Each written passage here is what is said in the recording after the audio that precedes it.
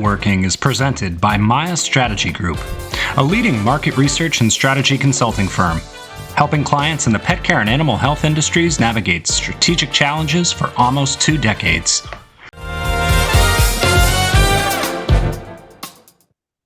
Hello, everyone, and welcome to Petworking. I'm Peter Kenseth, Vice President and Partner at Maya Strategy Group, and I am here today with Kara Stoney, Value Chain Coordinator and Sustainable Packaging Manager at Dow.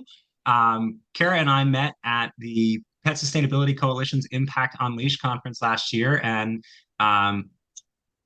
really since last June, we had been talking about getting this episode recorded, and here we are getting it in inside of 1 year, but really excited to bring this conversation to you because I think it's a subject that a lot of people, it might float around the periphery of their minds, but it's not something we think about every day, but it's really a chance to make more of an impact with respect to sustainable consumption and being a more conscious steward of the environment. And that gets to the issue of packaging. Obviously, we all want to feed our pets the best possible food that we can, the best possible treats that we can, but we need something to house that, the treats, the kibble, the raw, freeze-dried, all the innovations that go on in the pet food space, they don't make it to us without cans or, in many cases, flexible packaging, plastic packaging.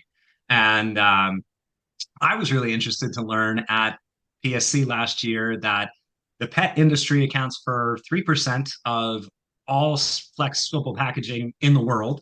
It's about 300 million pounds of plastic packaging that's produced annually, and currently about 99% of it goes to landfills, which, as we all know, it's pretty intuitive. It's not good, but there's definitely some complexity to this equation.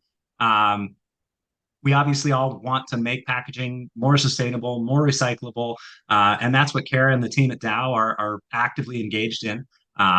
So I'm really thrilled to welcome Kara to the program. And Kara, thanks for joining and welcome to Petworking. Yeah, thank you so much. I feel like you covered a lot of what we'll talk about in that first intro. So thank you. I'm really excited to finally get to chat about this. Yeah, no, I think, it's like I said, I think it's one of those things that if people stop and think about it, it's pretty obvious and apparent. But, on a day-to-day basis, we're thinking more about how do we keep our pets fed? How do we keep our pets healthy?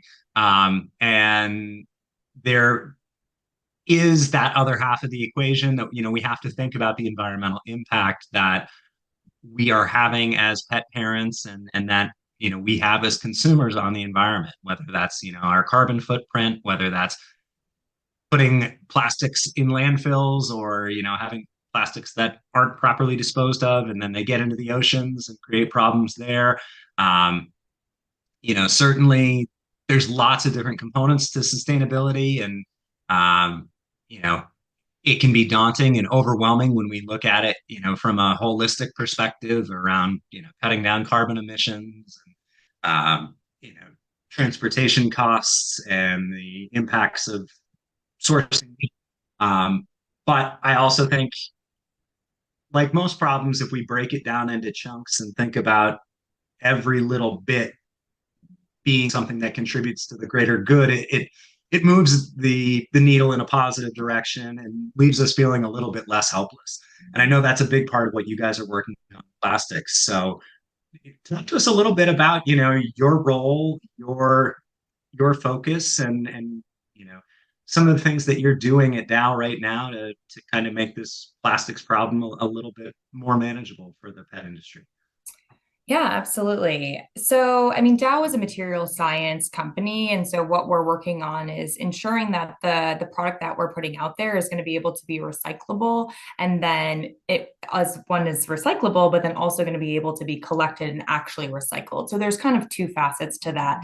I work alongside with different brand owners to understand what their goals are and what is needed to achieve that.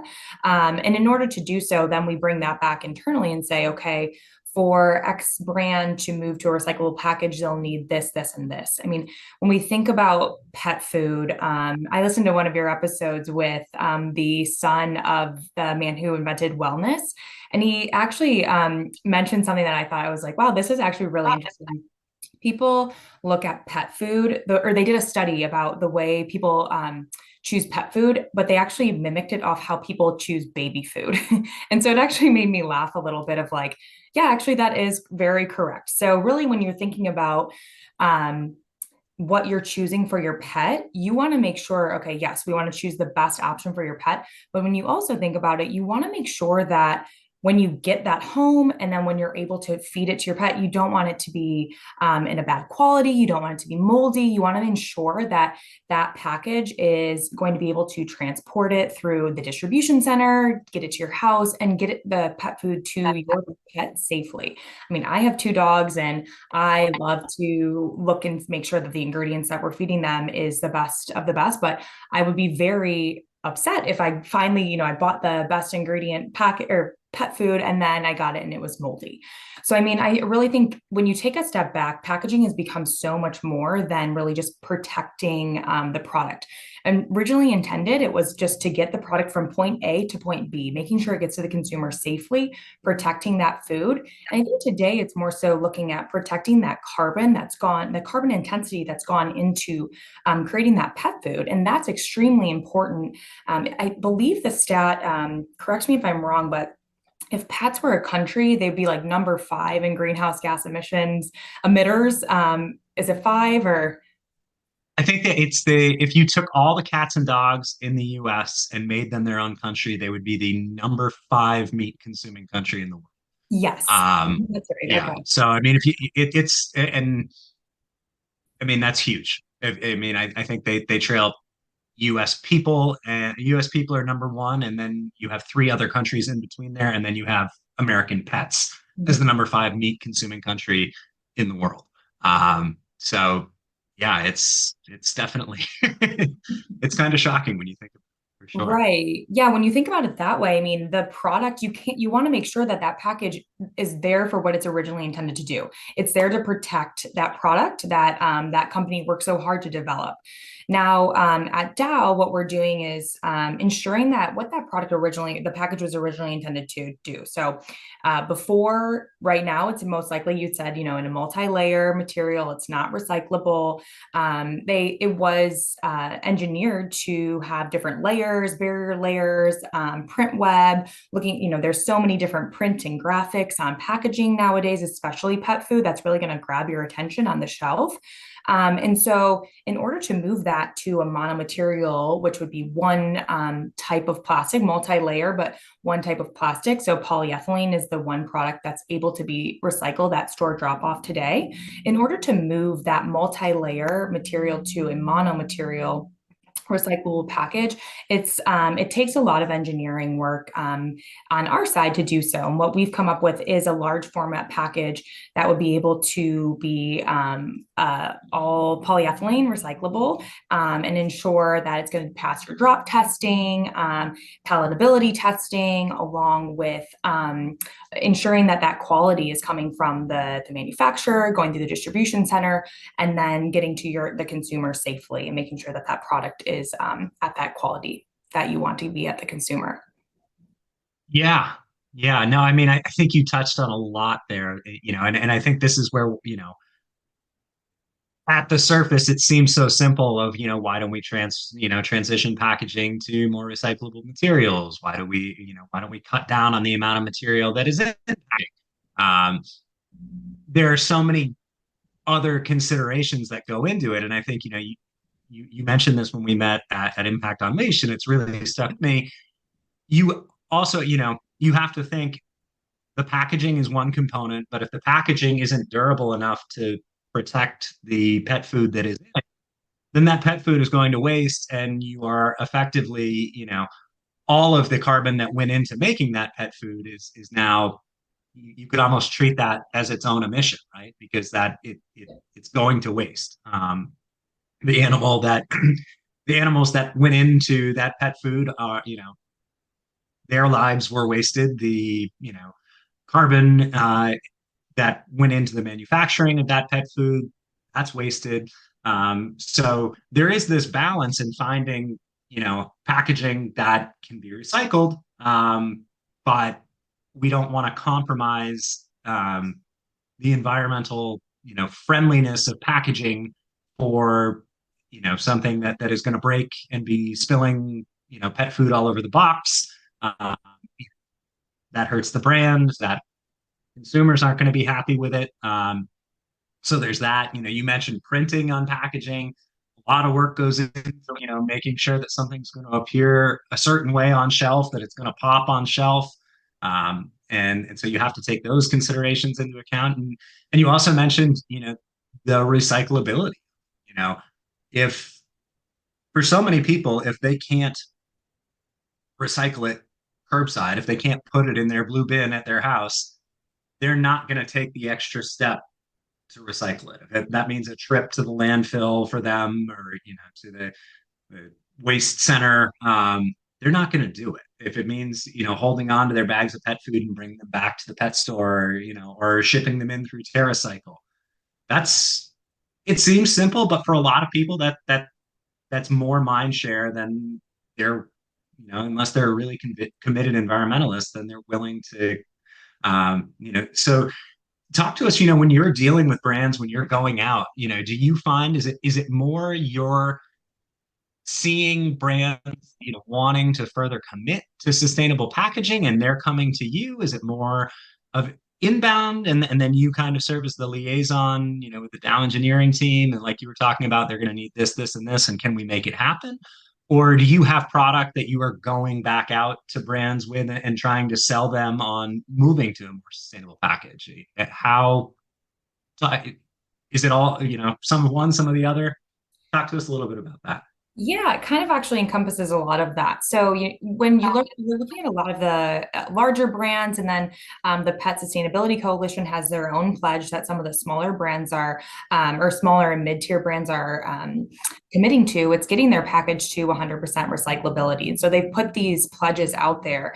And it's a little bit of a chicken and the egg. So you're going to design your package to be recyclable, but then will consumers go recycle it? So I don't know if you're like me. I have a giant bag filled with plastic grocery bags and all the flexible material that can be recycled. I just have to get in the more of the habit to take it back. Like, yes, eventually I will take it back, but I'm going to be shoving that bin down. So at the store. So I mean, I definitely think that what we're looking at is brands are making these commitments. How can we help them get there? But also then how can we help with that collection? So how can we bridge that gap between getting curbside collection? Because we know that a lot of MRFs today are not able to collect flexible films, traditional MRFs today. So what you're seeing is when people are, I mentioned, we talked about earlier, wish cycling. So people are putting things in the bin that are going to actually be gunking up the recycling system because the MRF or the material recycling, or excuse me, the material recovery facility is not able to handle that film. So what it's actually doing is kind of creating a huge deterrent for other items to actually get recycled. And then all of that film is just going to gunk up that machinery. That's going to create downtime. Workers are going to have to go and clean that up.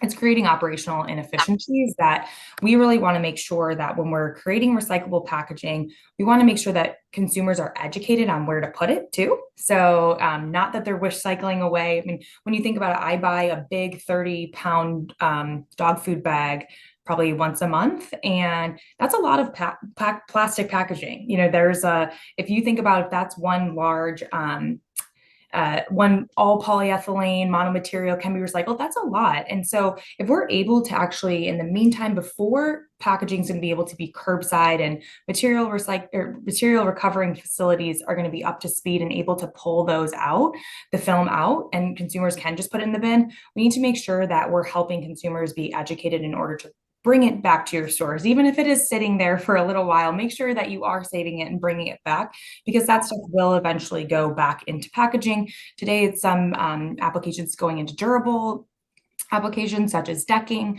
So, I mean, what we really want to do is Yes, we want to move brand owners to recyclable packaging, but then there's also been a pledge of recycled content that's out there. So, in order to meet those recycled content goals, we need to make sure that the packaging that they're using is recyclable so it can be collected and then eventually go back into that same format and package. So, again, there's so many different variables that are going on today, but really feeling like we're working toward the recyclability of the product. We're working toward the collection. We have different partnerships that we're working on collection with, and hopefully bridging that gap. Store drop off is a great option today. It's just getting the consumer to do that one extra step, and educating and letting them know, hey, you actually can go do it.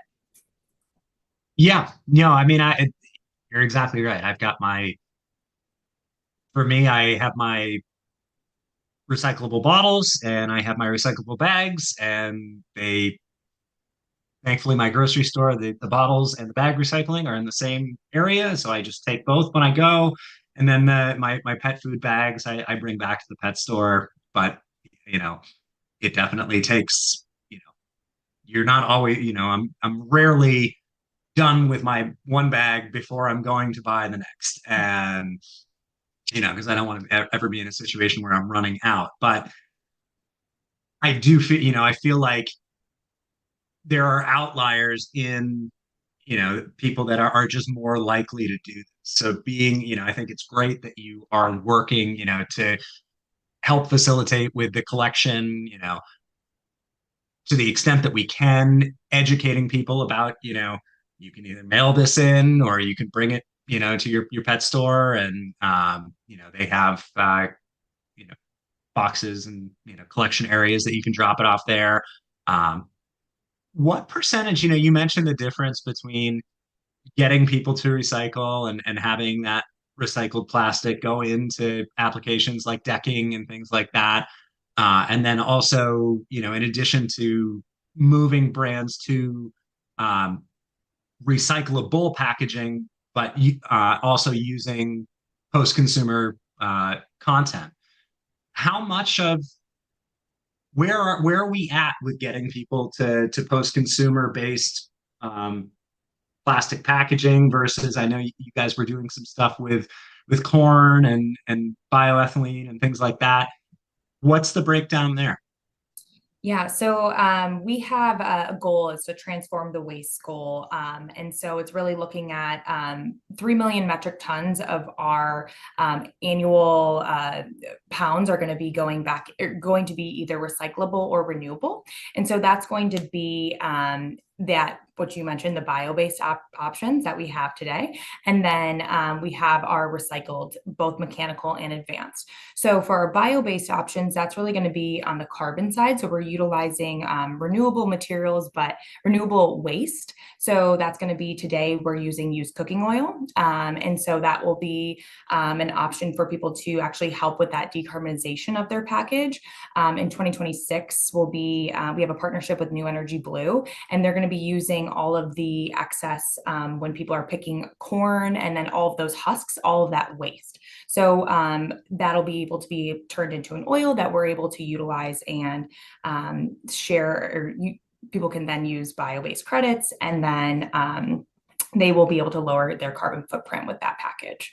I think that's a good option for customers that are looking to focus on decarbonization and renewable aspects as well. We don't want to compete with food. I think that's one of the main drivers too from Dow's side, is that we want to make sure that what we're utilizing for our bio-based options is going to be waste, things that don't necessarily have a home today. So when you think of used cooking oil, all the leftover stuff when you're picking corn, that stuff can be utilized now as a bio-based option today for packaging.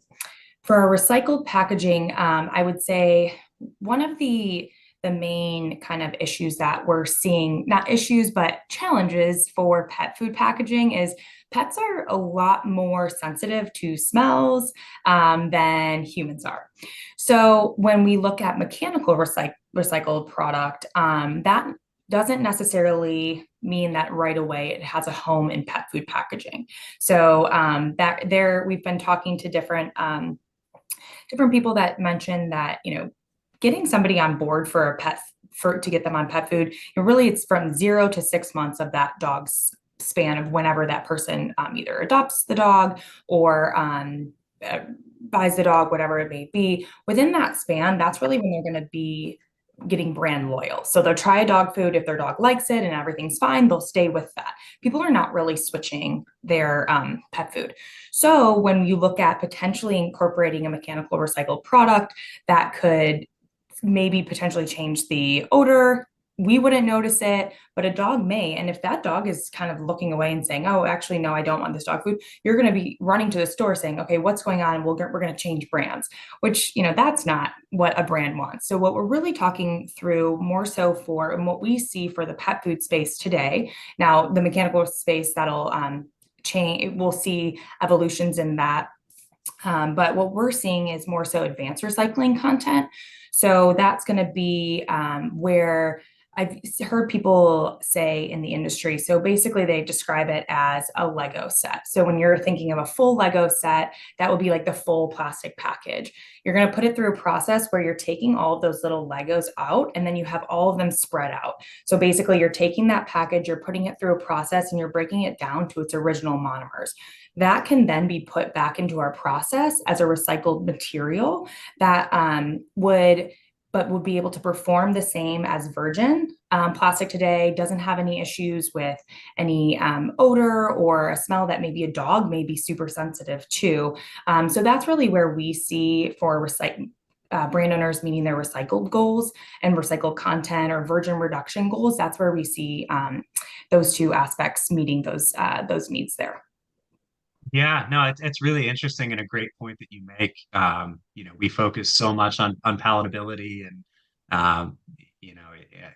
I was talking with folks at Hills at Global Pet, and they were talking about the science of taste and how one of their big initiatives this year is introducing more flavors and formulations to Science Diet, because it doesn't matter how nutritious the food is, or the functional benefit that they're getting from it if they're not going to eat it. And similarly, if you are putting stuff in a sustainable package, and that means that, but it's carrying an odor that is off-putting to your dog or cat, and they're not eating the food, then what have you really gained? You've probably lost a customer. You're giving that customer reasons and excuses to trial. And as you pointed out, like, that is where the market is right now. I think one of the really interesting things I heard at Global Pet is that, from the height of the pandemic, we're down about 3 million pet owning households. So there are fewer pets in the country now. And so from a brand perspective, it's really turned into you grow by taking share from other brands. But particularly in nutrition, people are really sensitive to changing their pet's diet and changing their food. And so, I can very, very readily understand why brands would be hesitant to experiment with anything that might compromise the palatability of their formulations.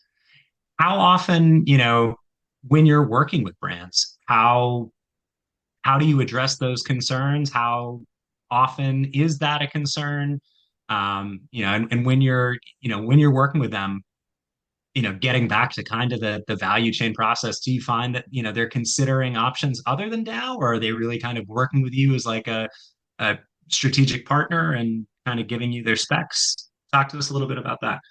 So yeah, I prefer, working on partnerships rather than just kind of one-off projects. We're at the very kind of base of the value chain. So we provide the plastic resin that would go to a converter that would make the film, and then make either that converter would make the package format or send it to another converter, make it into the package, and then the brand who would either use a co-packer to fill the food in or do it themselves.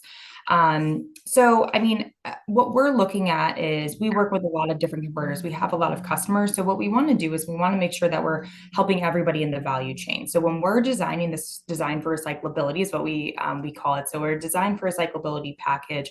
We want to make sure that it's going to be able to run on our customers' lines, that they're going to be able to then allow our brand owners, the partners, to utilize that package format as they would do today. So we have a facility in Freeport, Texas. It's called Pack Studios.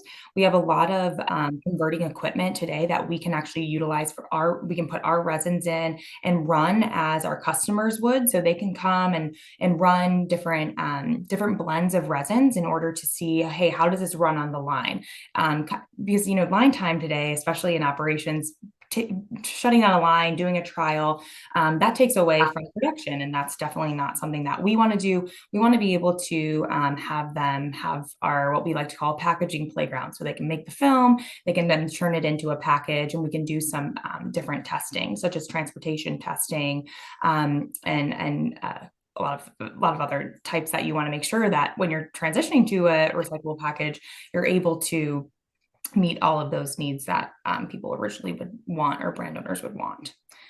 So you're essentially serving as like pilot plant, so to speak.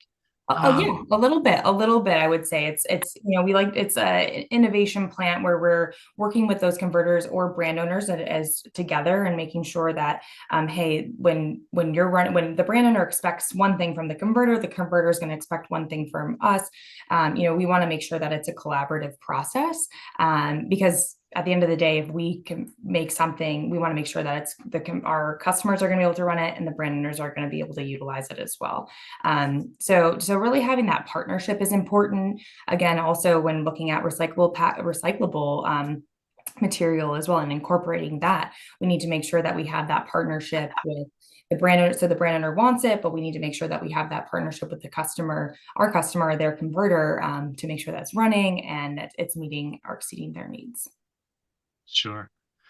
Are you seeing now, are people more willing to kind of experiment with recyclable and change packaging, given that a lot of the capacity and supply constraints that we were seeing during and after the pandemic with the spike in pet ownership are subsiding a bit? I mean, I know, for so many brands, COVID hit, everybody adopted a pet. We had 23 million new pets added uh, in the United States in a single year. Um, and, at the same time, you're dealing with reverberations throughout the supply chain with, shortages of raw materials, the Texas freeze, the Suez Canal, uh, ships being, stuck in the ports. It reverberated throughout the industry. I mean, so many brands had to put products on allocation, pause SKUs, things like that. And I think, we saw at Global Pet this year, a lot of those manufacturing and supply chain constraints are finally resolved. We're seeing a lot more new innovation. But like you mentioned, line time is still super valuable. And you see companies investing in new manufacturing facilities, um, do you find that now that there is maybe a little bit more bandwidth?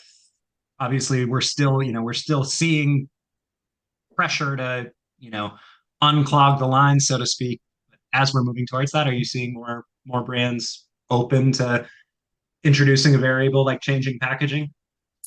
I can't 100% attribute it to that. I mean, I will say during COVID, there was absolutely no changes to a lot of brands because they were like, we just have to run what we have today. We don't know were kind of like, what's going on? We don't know what to expect.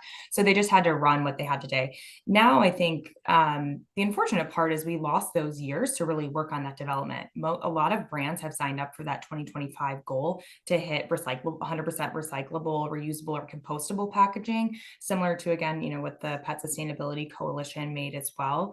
And so I think that's really where we're seeing the push. These brand owners have made these commitments a while ago. They need to meet them and they're looking to meet them. So that's really where we're seeing the ramp up.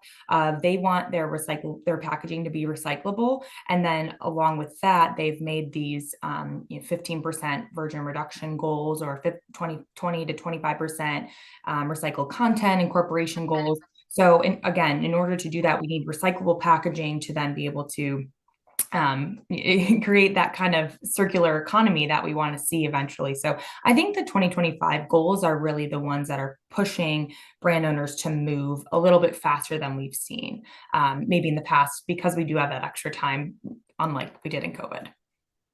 And what's your optimism that they're going to? I mean, we're in 2024. Is it? Are we looking at, with those 2025 goals? Is that end 2025, start 2025? And what's your prognosis as to how likely it is that these brands will be able to meet those goals? From what my understanding is at the end of 2025. So they have a, bit of time to meet a bit of time, but when you think about it in the packaging world, not a ton of time, especially when all of the testing for safety and quality when moving to new packaging. So, I mean, I would just say that I think what we're seeing is when brands are looking to move to a recyclable package, they need to make sure that when we're moving, again, we're creating that same quality. We're allowing the customers to know, hey, we have these sustainability initiatives going on. And we've made commitments to meeting them. And I feel optimistic that we do have some spearhead brands that are going to be able to meet those goals. Again, we do maybe have some that will be trailing along. Some brands will be slower movers than others. We've worked with some that are kind of wait maybe till after, and then there's other ones that are going to be able to meet those 2025 goals. I'm pretty optimistic of once those come. You don't want to be from a consumer lens, somebody that says something and doesn't do it, especially in the sustainability space today. I think that's going to be, it's really impactful, especially when we're talking through about millennials and Gen Z.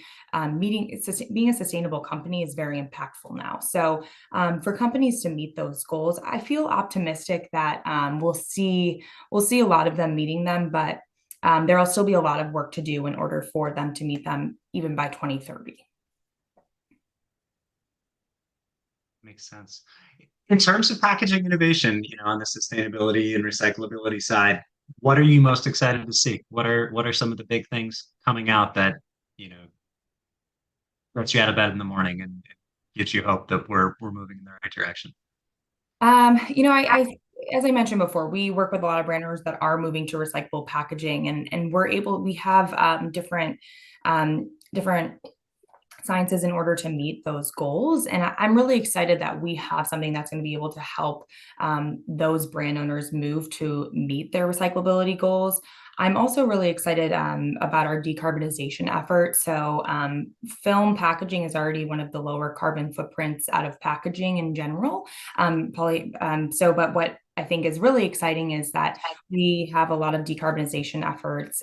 We have the first carbon neutral cracker going in up in Alberta in Fort Saskatchewan. So out of there, we'll be able to offer a lower carbon footprint polyethylene plastic that's coming out. And so then, as we talked about the carbon intensity that goes into a product, the food itself, and then the package is a small portion. But even if we're able to reduce that carbon intensity, or in the carbon that goes into that package, I think that's going to be really exciting to see that moving forward and allowing companies to really showcase, hey, we have a lower carbon footprint product. I think it's really easy to see packaging as a problem because of the amount. You can just see it. It's out there today. It's you kind of, when you're putting things in your recycle bin, you can see how there is a lot of product there, but then there's a lot of carbon in the air as well. It's harder to see, so it's harder to really capture an audience and understanding exactly what that means. So I think it's really exciting to see on those decarbonization efforts. I mean, along with I'm really excited about the different collection initiatives that we have going on as well. As I mentioned, it's very easy to kind of tell that story about collection and where that product is going back into. So I'm really excited to kind of see where that goes and our initiatives there as well. Yeah, no, I mean it gets back to what we were talking about earlier, and every little bit helps, right? It maybe the packaging isn't the majority of the carbon footprint. I think statistics I've read, correct me if I'm wrong, or it's somewhere around 20% of the overall carbon emissions from a given product.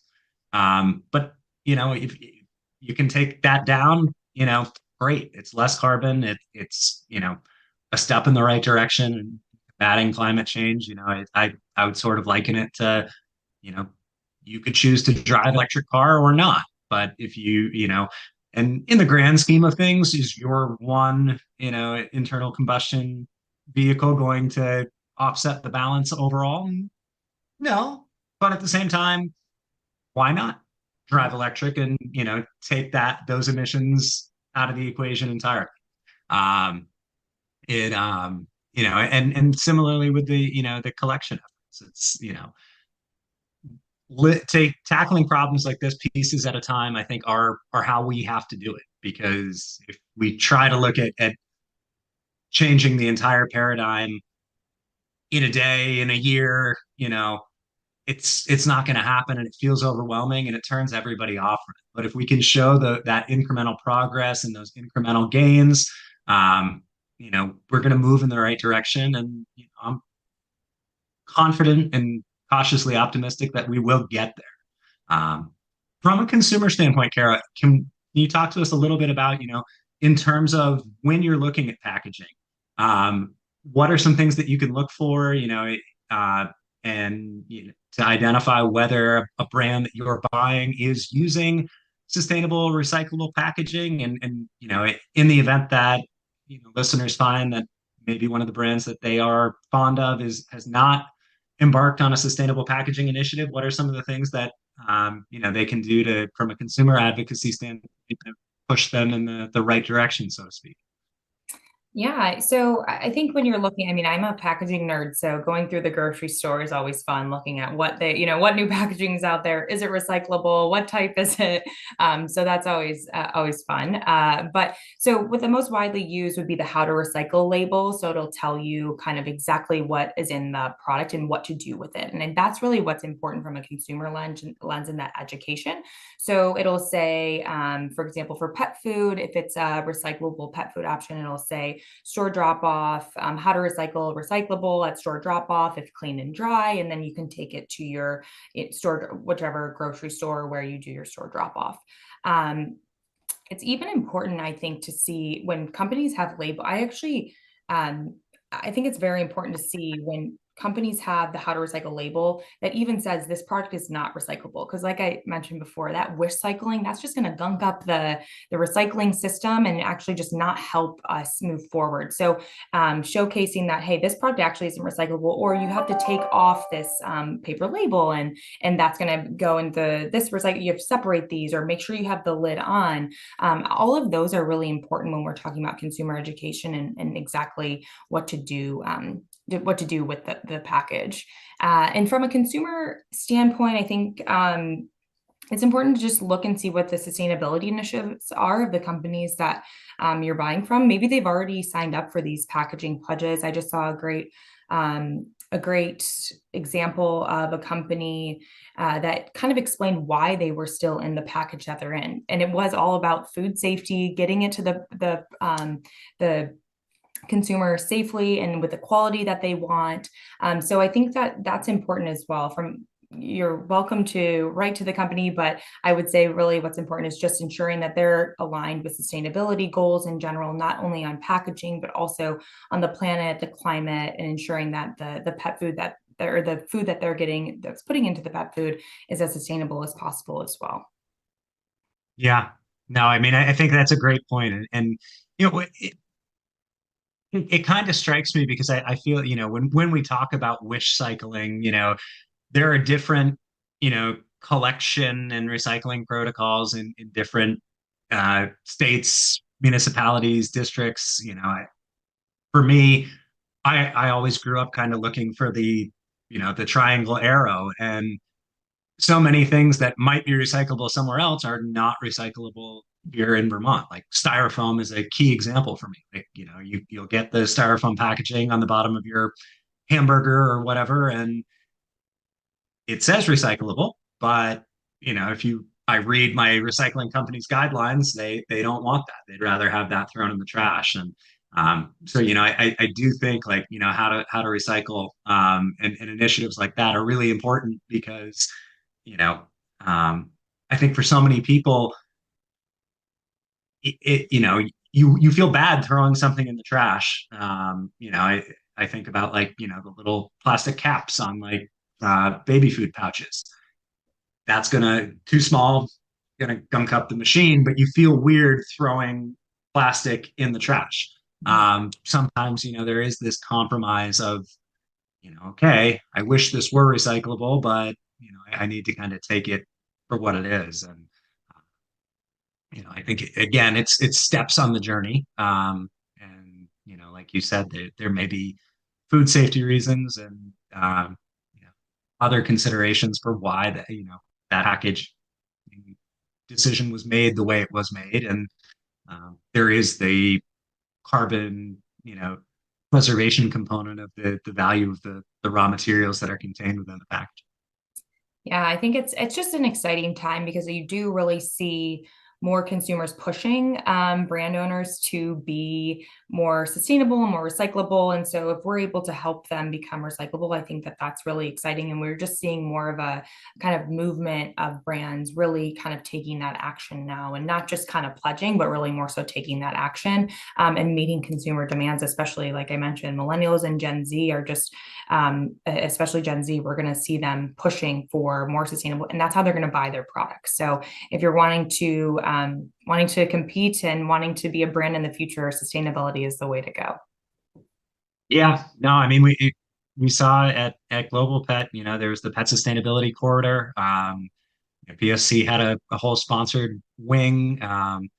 It's not everywhere, but I think brands realize they at least have to be conscious and attuned to being more sustainable.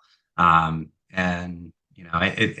I always kind of harken back to it's great to better the lives of people. It's great to better the lives of pets, but at the heart of it, if we're not taking care of the planet while we're doing that, it doesn't matter how good we make our lives. They're not going to end up being all that good for that long because we're not going to have a place to live.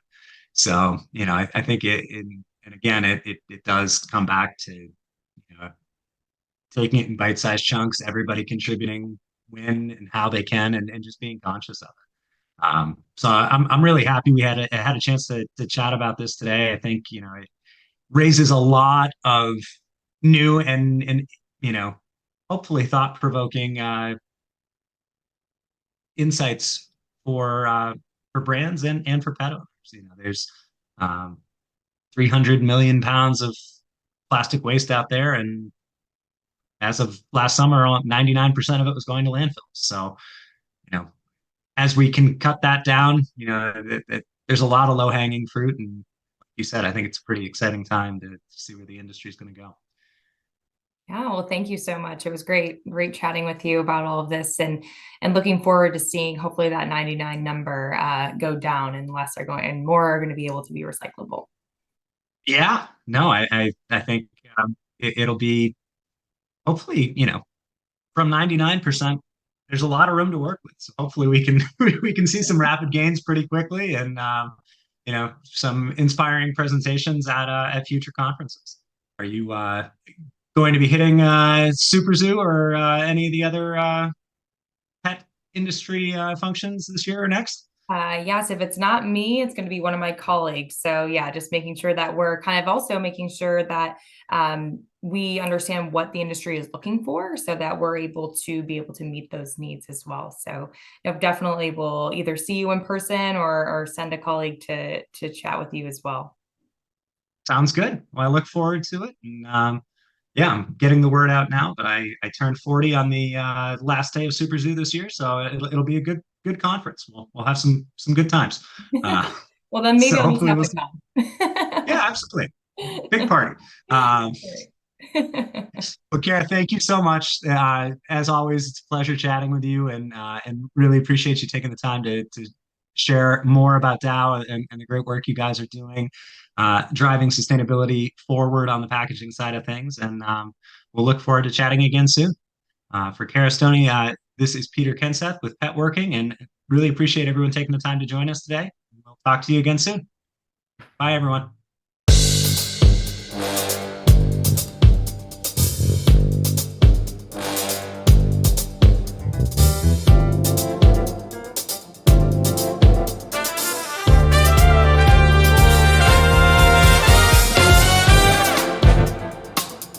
Petworking is presented by